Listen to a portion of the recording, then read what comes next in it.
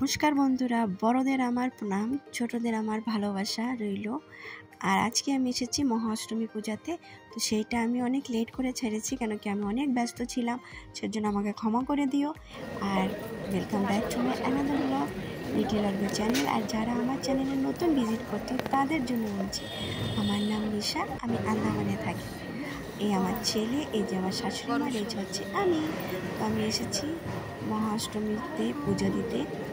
যেহেতু আমার স্বামী এখন বাড়িতে নেই, দূরে আছে, তো আমি শাশুড়ি মার বাচ্চা, তাই এবারে পূজাতে কোনো তাল হয়নি। তো সের জন্য রাত্রে বেরোইনি আমরা, মন টন খারাপ।